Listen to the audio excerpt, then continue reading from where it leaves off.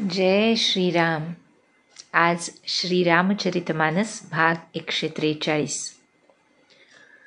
रामे चित्तलयः सदा भवतु मे, भो राम मामुद्धर.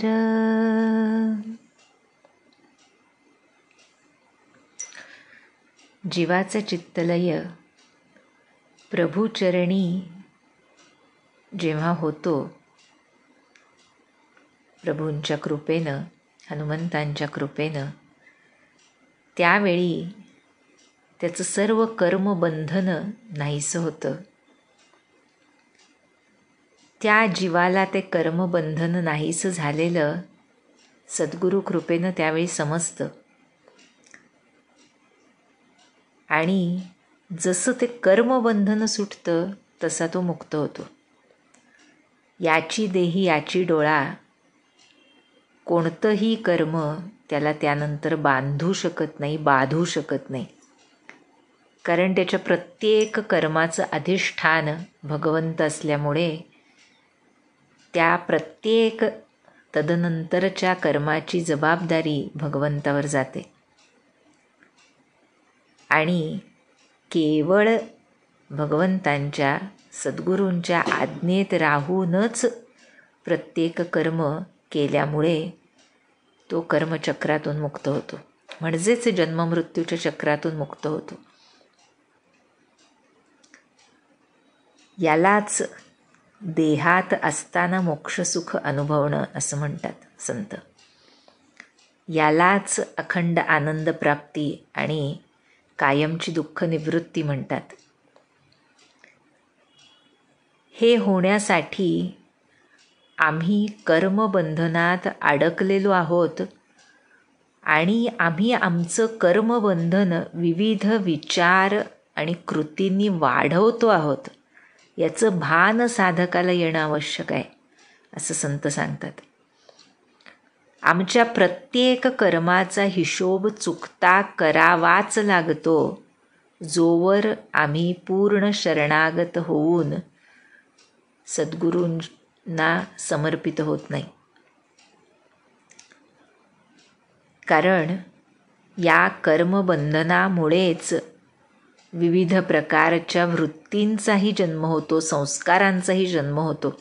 जसं भगवंत गीतेमध्ये म्हणाले, गहना कर्मणो गती, म्हणजे कोणत्या कर्मामुळे कोणता भोग वाट्याला येतोय, मग तो सुखाचा असो वा दुःखाचा असो, हे जीवाला समजू शकत नाही. आणि न समजल्यानं या अज्ञानापोटी, अविद्येपोटी तो पुन्हा स्वतःला अधिकाधिक कर्मामध्ये गुरफटून घेतो आणि त्यातून सुटका कधीच होत नाही. त्याच्या मनातलं द्वंद्व कधी संपतच नाही. हे सांगण्याचं कारण, कैकेयीनं मंथरेचं ऐकून ज्या काही गोष्टी ती आता यापुढे करणार आहे आणि त्याची प्रतिक्रिया म्हणून दशरथ महाराजांनी ज्या काही गोष्टी केल्या, या सर्वच पूर्व प्रारब्धानुसार, आताच्या मनोवृत्तीनुसार आणि पुढे घडणाऱ्या घटनांनुसार जणू निर्दिष्ट केलेल्या असाव्यात अशा वाटतात. इतकी सत्वगुणी, अत्यंत श्रीरामांवर प्रेम करणारी त्यांची लाडकी माय कैकेयी, तिचं परिवर्तन कैकेयी मातेवरून राणी कैकेयीमध्ये कधी झालं हे तिचं तिलाच कळलं नाही. आणि त्यानुसार ती आपल्याच कर्मामध्ये अडकत गेली. काय काय घडलं, कसं तिनं राजांना वश केलं, ही घटना आज तुलसीदास सांगणार आहेत. जेव्हा मंथरेनं सांगितलं तिला की तू मला एक गोष्ट सांगितली होतीस मागे, ती तुला आठवते का? आणि तीच कैकईला ती गोष्ट स्मरण करून देते. म्हणाली,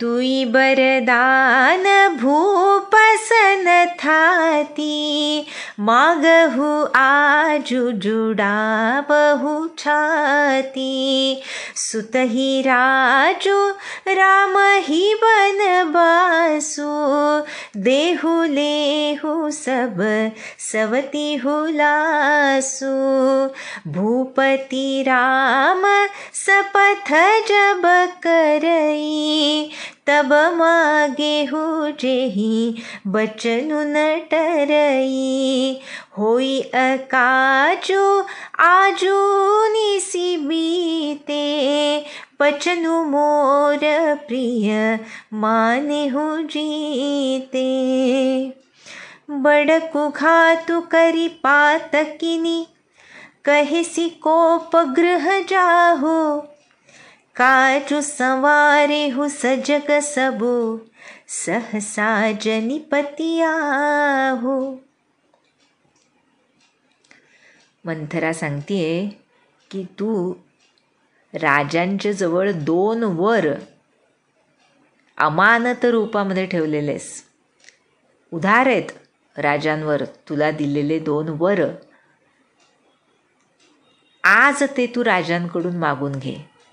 आपल्याला ती कथा माहीत असेल, जेव्हा असुर संग्रामामध्ये दशरथ महाराज देवांबरोबर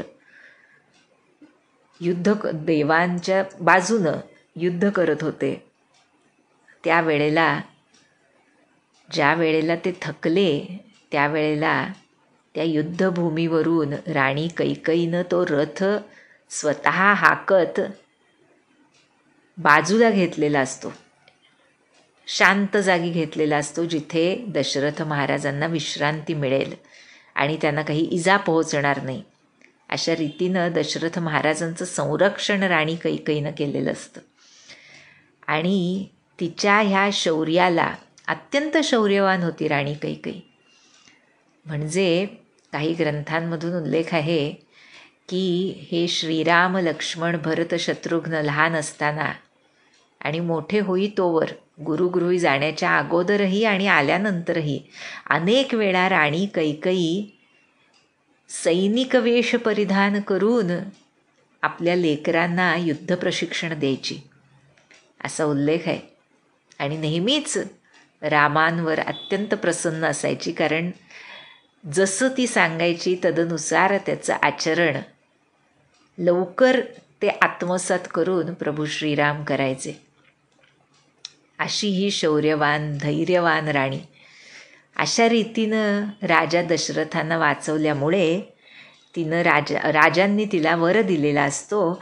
आणि आज ते तू राजांकडून मागून घे आणि पुत्राला तुझ्या राज्य मिळावं आणि रामाला वनवास द्यावा, अशा रीतीनं हे ते 2 वर तू मागून घे, असं मंथरा तिला सांगते. सुतही राजू रामही बनवासू. आणि अशा रीतीनं सवतीचा जो सर्व काही आनंद आहे तो तुला मिळेल, तू मिळवतो. पण एक मात्र काम कर कैकई. मंथरा किती रीतीनं समजावतीये पहा कैकईला, की दशरथ राजा जेव्हा रामांची शपथ घेतील तेव्हाच तू वर माग. त्यामुळे एकदा त्यांनी रामांची शपथ घेतली. सबंध अयोध्येला माहीत होतं की दशरथ महाराजांचं श्रीरामांवर किती प्रेम आहे. कोणतीही गोष्ट एकदा रामांचं नाव घेऊन त्यांनी सांगितली की ते टाळू शकणार नाहीत.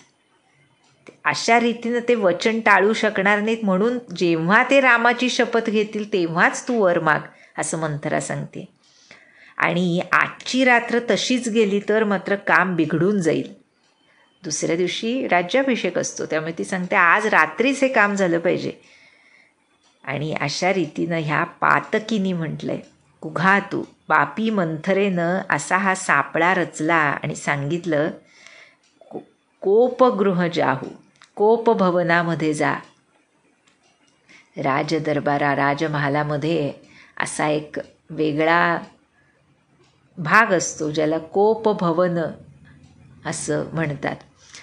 ह्याचा उल्लेख काही ग्रंथांमधूनही आहे. आणि मुख्यतः याचा उद्देश काय तर सबंध कोपभवन म्हणजे काय, वरचेवर कोणी कुपित होऊन तिथं जात होतं अशातला भाग नाही. त्याचा अर्थ हा असतो की घरामध्ये ज्या वेळेला कुणाच्या अंतःकरणात क्रोधासारखा विकार जन्म घेतो त्यावेळी सबंध घर त्यानं अफेक्ट होऊ नये म्हणून अशी एक वेगळी जागा असते जिथं जाऊन त्या व्यक्तीनं ते क्रोध त्याचं निर्दालन झालं की पुन्हा घरात प्रवेश करावा अशासाठी ते कोपभवन असतं. त्याचा विपरीत अर्थ अनेक ठिकाणी केला जातो जो योग्य नाही. तर यासाठी ते कोपभवन. पण तिथं तू जा आणि कोपभवनात गेली आहेस म्हटल्यानंतर राजांना काय झालं असं वाटेलच असा तिचा आतला उद्देश होता मंथरेचा.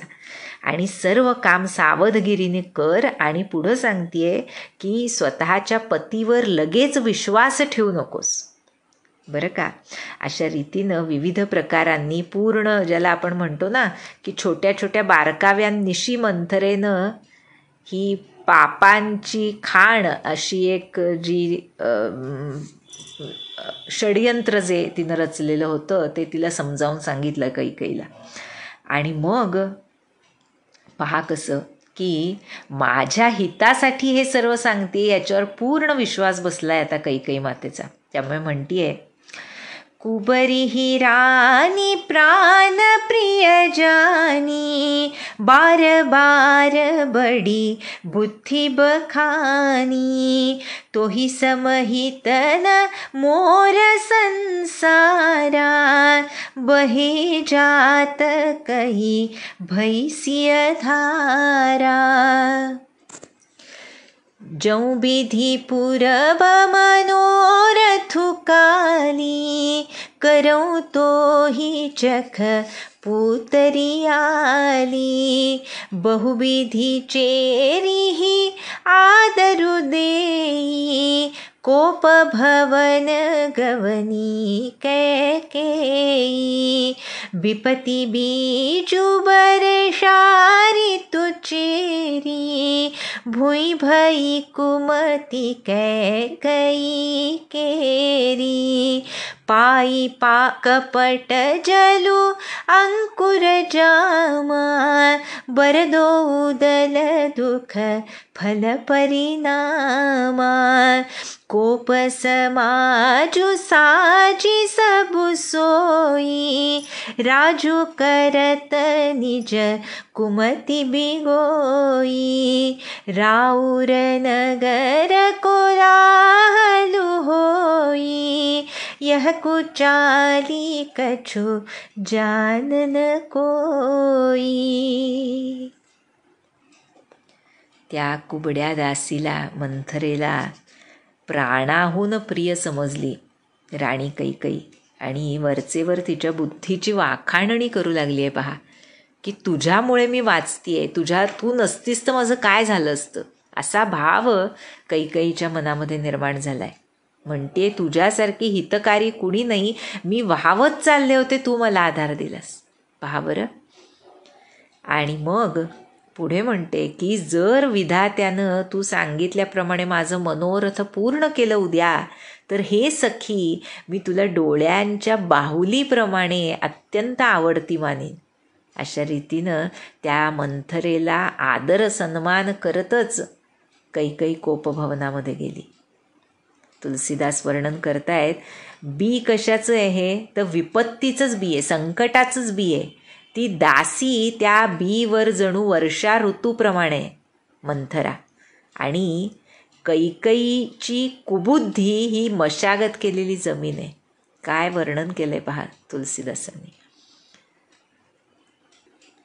आणि कपटरूपी पाणी त्याला मिळताच त्या बीजाला अंकुर फुटला म्हणतात. दोन्ही वर ही त्या अंकुराची 2 पानं आहेत, त्यामुळे याला शेवटी दुःखरूपीच फळ येणार होतं. खूप सुंदर वर्णन केलंय बरं तुलसीदासांनी. विपती बीजु बरषा ऋतू चेरी भुई भई कुमती कैकेयी केरी. काय होतं पहा. विनाशकाले विपरीत बुद्धी जसं म्हटलं जातं तसं विपत्ती हेच बी आहे म्हटलं इथे. म्हणजे चांगलं फळ यायला बी चांगलं लागतं, त्याच्यावर घातलेलं पाणी चांगलं लागतं, मशागत केलेली जमीन लागते चांगली. अशा रीतीनं ही सर्व सामग्री असेल आणि कपटविरहित म्हणजेच कोणत्याही तणाशिवाय जर जमीन असेल तर तिथं उत्तम फलं येतं. आणि त्यातला कोणताच भाग इथं अस्तित्वात नाही आहे. त्यामुळे तुलसीदास म्हणतायत ह्याला विपरीतच फळ येणार. जसं प्रत्यक्ष प्रभू श्रीरामांच्या मुखामध्ये तुलसीदासांनी सुंदरकांडामध्ये घातलं आहे की जोपर्यंत बी चांगलं नाही आणि ती जमीन चांगली नाही तोपर्यंत काही उपयोग होत नाही. म्हणजे तुलसीदास तिथं म्हणालेत, क्रोधीही सम कामीही हरिकथा ऊसर बीज बये फलजथा. अगोदर पण आहे की ममता रतसन ज्ञान कहानी अतिलोभी सन बिरती बखानी. की कसं बी फुकट जातं तिथं आम्हाला प्रभू श्रीराम सांगतायत. हे जे ज्ञान आहे ते त्यांनी जगताला दिलं त्यावेळेला जेव्हा समुद्र ऐकत नव्हता, समुद्रानं वाट देण्याचं कबूल होईना. सीतामातेच्या शोधासाठी जेव्हा समुद्र लांघायचा होता त्यावेळेचं हे वचन आहे प्रभूंचं. त्याच्यामध्ये ते म्हणतात की जो आसक्तीमध्ये अडकलाय त्याला ज्ञानाची गोष्ट फुकट जाते. अत्यंत लोभी मनुष्य असेल तर त्याला वैराग्याचं वर्णन केलेलं फुकट जातं त्याच्यासमोर. क्रोधी माणूस असेल तर शांतीची गोष्ट त्याला काही कामी येत नाही. आणि जो कामवासनेला बळी गेलेला माणूस आहे त्याच्यावर भगवंताच्या कथेचा काही परिणाम होत नाही. कसा परिणाम होतो म्हणतात ते तिथं, ऊसर बीज बये फलजथा. नापीक जमिनीमध्ये बी पेरल्यानं ते जसं फुकट जातं तशा ह्या सर्व गोष्टी फुकट जातात जर ती व्यक्ती ते ज्ञान, ते वैराग्य, ती शांती आणि ती भगवत कथा ॲसिमिलेट करण्याची कपॅसिटीची नसेल तर. म्हणून आम्हाला श्रीकृष्ण भगवंतांनी गीतेमध्ये तर सांगितलंच, इदम ना तपस्काय, सांगूच नका म्हणतात ते.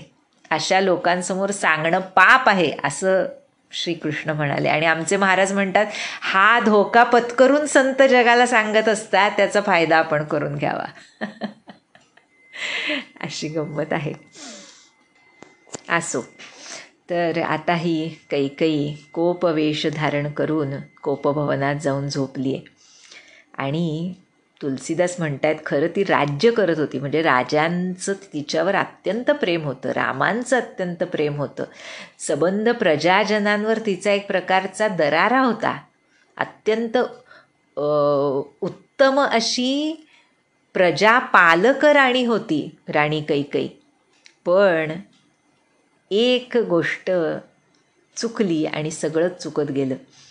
त्याप्रमाणे म्हणतायत स्वतःच्या दुष्टबुद्धीमुळे नष्ट झाली. सगळीकडे राजमहालामध्ये, नगरामध्ये सगळीकडे थाटमाट, खूप सगळीकडे विविध प्रकारची शोभा दिसत होती. सगळी तयारी सुरू होती उद्याच्या राज्याभिषेकाची.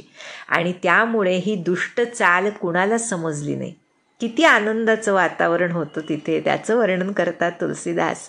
म्हणतात प्रमुदित पुर नर नारी सब सजहि सुमंगल चारा. एक प्रबिसही एक निर्गमहि भीर भूप दरबारा. सगळे स्त्री पुरुष नगरातले अत्यानंदामध्ये होते. शुभ मंगल गजर सुरू होता सगळीकडे. कोणी आत राजमहालामध्ये येत होता, बाहेर जात होता, अशी लगबग सुरू होती, धावपळ चालू होती. राजद्वारी गर्दी जमलेली होती. आणि प्रभूंचे बालमित्र काय करत होते याचं इतकं गोड वर्णन केलं आहे. म्हणतात बालसखा सुनिहि हर्षाही मिली 10-5 राम पही जाही. प्रभु आदरहि प्रेम पहिचानी, पूछहि कुशल खेम मृदुबानी। फिरहि भवन प्रिय आयसु पाई, करत परस पर राम बड़ाई। को रघुबीर सरिस संसारा, सीलु स्नेहु निबाह निहारा। जेहि जेहि जोनि करम बस भ्रमहि, तह तह ईसु देउ यह हमहि। सेवक हम स्वामी सिय नाहु, हो नात यह और निबाहु। काय पहा किती विरोधाभास आहे. कोपभवनामध्ये पूर्णपणे विपरीत परिस्थिती निर्माण झाली आहे आणि नगरामध्ये प्रभू श्रीरामांचे बालमित्र राजतिलकाची बातमी ऐकून हरखून गेलेत. गटागटामध्ये ते रामांना भेटायला येत आहेत आणि त्यांचं ते अगाध प्रेम बघून प्रभू श्रीरामसुद्धा त्यांचा आदर करतायत.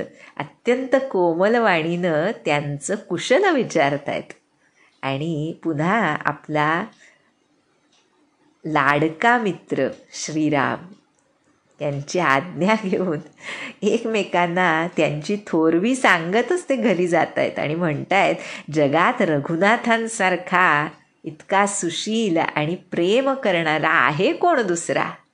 आणि मागतायत परमेश्वराकडे की आम्हाला एवढंच देवो भगवंत की आम्ही आमच्या कर्माप्रमाणे भ्रमण करत राहू. ज्या ज्या योनीमध्ये जन्मू त्या त्या योनीमध्ये आम्ही सेवक असावं आणि सीतापती श्रीराम आमचे स्वामी असावेत. सेवक हम स्वामी सिय नाहू. आहा. आणि म्हणतात, हो नात यह ओर निबाहू. हेच आमचं नातं शेवटपर्यंत टिकून राहू. आम्ही दास असावं आणि ते आमचे स्वामी असावेत. याच्या पलीकडे आम्हाला काही नको. मिळे ना का, कोणती का योनी मिळे ना का. ते आठवलं. असं म्हटलं जातं की एका गुरूंचे काही शिष्य असतात आणि त्यातला एक शिष्य म्हणत असतो की काहीही झालं तरी कुठं का जाईना मी, पण मला माझ्या गुरूंचा सहवास मिळाला पाहिजे. आणि मग म्हणजे त्यांचं स्मरण मनातून जाता कामा नये, कारण स्मरण जिथे आहे तिथे गुरु आहेतच. आणि मग काही त्याला चिडवण्यासाठी म्हणत असतात सखे की नरकात गेलास तर. आणि तो म्हणतो की हरकत नाही, त्यांचं स्मरण राहू दे, एवढी जर माझ्यावर कृपा झाली तर मी जिथं जाईन, नरकात गेलो तरी तिथंही त्यांचं स्मरण करीन आणि स्मरण केल्यावर ते असतीलच. आणि मग ते आहेत तर तो नरक कसला. अशा रीतीनं हे असं नातं असतं भगवंत भक्ताचं की आपलं काही का होईना का त्यांचं स्मरण आहे ना, स्मरणातच दर्शन आहे, ह्याच्यावर पूर्ण त्याचा विश्वास असतो, खात्री असते. त्याच्यामध्ये किंतु परंतुला स्थानच नसतं. आणि त्यामुळे इथे हे श्रीरामांचे सखे म्हणतायत, काही हो आम्ही कुठंही जाऊ, कोणती का योनी आम्हाला देईना विधाता, पण सीतापती श्रीराम आमचे स्वामी असावेत आणि आम्ही त्यांचं सेवक असावं. हेच नातं शेवटपर्यंत टिकून राहावं, त्याच्यामध्ये काही बदलही नको आहे त्यांना. They want this to continue, एवढीच आशा आहे त्यांची. अशा रीतीनं अशी अभिलाषा असणारे हे सखे कुठं, आणि प्रत्यक्ष तिथं माता आहे खरं, पण तिची अवस्था काय.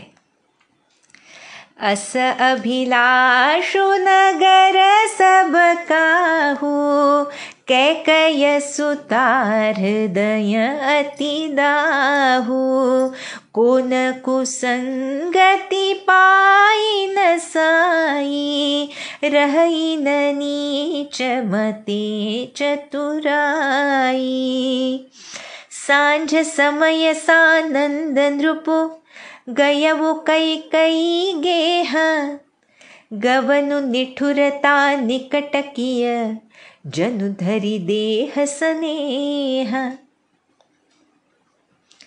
सगळीकडे आनंद पसरलेला असताना कैकईच्या मनात मात्र चडफडाट चालू होता. तुलसीदास म्हणतात, कुसंगती लाभल्यानं कोण बरं अधोगतीला जाणार नाही. क्षुद्र विचारांच्या लोकांच्या सल्ल्यानं वागल्यामुळं चतुराई शहाणपण उरत नसतं. तशी अवस्था कैकई मातेची झाली आहे. आणि संध्याकाळच्या वेळेला राजा दशरथ अत्यानंदानं कैकईच्या महालात गेले. त्यांना काहीच माहीत नाही. म्हणतायत तुलसीदास, जणू प्रत्यक्ष स्नेहच, प्रेमच देहधारण करून निष्ठुरतेकडे गेलाय असं वर्णन केलंय. कारण त्यांना काहीच माहीत नाही. त्यांना माहिती आहे कैकईचं रामांवर किती प्रेम आहे. त्यामुळे त्यांच्या मनाला हा विचार शिवतही नाही, काही माहीतच नाही. आणि कोपभवनाबद्दल ऐकल्यानंतर मात्र कोपभवन सुनी सकोचे उराऊ भय बस अगहुड परईन पाऊ सुरपती बसई बाह भल जाके नरपति सकल रही रुखता के सो सुनीति अरिस गयवु सुखाई देखहु काम प्रताप बड़ाई सूल कुलिस सी अंगव निहारे तेरती नाथ सुमन सर मारे. कोपभवनाचं नाव ऐकताच मात्र महाराज दशरथ घाबरले. अत्यंत भयव्याकुळ झाले. पाय उचलले ना. कसे आहेत खरं राजा दशरथ ह्याचं वर्णन करतायत तुलसीदास, की प्रत्यक्ष देवराज इंद्र ज्यांच्या बाहुबलामध्ये बसतो, संपूर्ण राजे लोक त्या प्रांतातले ज्यांचा कल बघून वागतात, असे महाराज दशरथ आपल्या स्त्रीचा क्रोध ऐकून सुकून गेले. आणि पुढे तुलसीदास वर्णन करतायत, देखहु काम प्रताप बडाई. ह्या कामदेवाचा प्रताप आणि महिमा तर बघा. जे दशरथ महाराज त्रिशूळ, वज्र, तलवार असे घाव सहजपणे अंगावर झेलायचे, ते रतिनाथ कामदेवाच्या पुष्पबाणाला बळी पडले. अनावर झालं त्यांना. आणि आपल्या स्त्रीचा क्रोध कशामुळे हे लक्षात न येऊन आपल्या प्रिय पत्नीकडे निघालेत. सभयन रे सुप्रिया पही गयऊ देखी दसा दुखु दारुण भयऊ भूमि सयन पटु मोट पुराणा दिये डारी तन भूषण नाना कुमती ही कसी कुबेशता भावी अन अहिवातु सूच जनु भावी जाई निकट नृपु कह मृदुबानी प्राण प्रिया के ही हेतु रिसानी. त्याच घाबरलेल्या अवस्थेत राजा दशरथ आपली लाडकी राणी कैकई हिच्या निकट गेले. जुनं कुठलं तरी जाडं भरडं वस्त्र ती नेसली होती. सगळे दागदागिने अंगावरचे फेकून दिले होते. फार भयानक वर्णन करतायत तुलसीदास. कुमतीही कसी कुबेशता फाबी अन अहिवातु सूच जनु भावी. त्या कुबुद्धीनं युक्त अशा कैकईचा तो अभद्र वेश असा वाटत होता, जणू भविष्यामध्ये येणारं वैधव्य सूचित करणारा असा तो वेश होता. काय पहा, म्हणजे कुबुद्धीचा कळस कुठल्या थरापर्यंत नेऊ शकतो ह्याचं हे उदाहरण आहे. राजा दशरथ तिच्या जवळ गेले आणि कोमल शब्दात तिला म्हणतायत, हे प्राणप्रिये, का रागावली आहेस? आणि ह्या प्रश्नानंतर राणी कैकेयीनं त्यांना काय सांगितलं, त्यावर राजा दशरथांची प्रतिक्रिया कशी झाली आणि पुढे काय काय भवितव्यात वाढून ठेवलं होतं याचं वर्णन तुलसीदास करतील, ते आपण पुढच्या भागात बघूया. पण खरोखर ह्या भागांमधून कुसंगतीपासून, कुबुद्धीपासून, कुविचारांपासून स्वतःला किती सांभाळणं आवश्यक आहे, प्रपंचातही आणि परमार्थातही, हे तुलसीदास आम्हाला दाखवून देत आहेत. त्यासाठी विविध उपमा योजत आहेत. आणि जर यासारखी गोष्ट आयुष्यामध्ये असेल तर त्याचं फळ हे कधीच चांगलं असू शकत नाही. आणि जसं सुरुवातीला म्हटलं तसं त्या कर्मचक्राचा गुंता वाढवणारं असं ते ठरू शकतं. त्यामुळे निदान एकीकडे महाराज म्हणतात, इतर संतही सांगतात, निदान आहे ते कर्म वाढवण्याच्या भानगडीत पडू नये. कर्म वाढवणं म्हणजे कर्तव्य न करणं असा त्याचा अर्थ नाही. तर संतांची अवस्था जी असते त्याला नैष्कर्म्य अवस्था म्हणतात. नैष्कर्म्य अवस्था म्हणजे कर्म तर करायचं पण त्याचा लेप लागू द्यायचा नाही.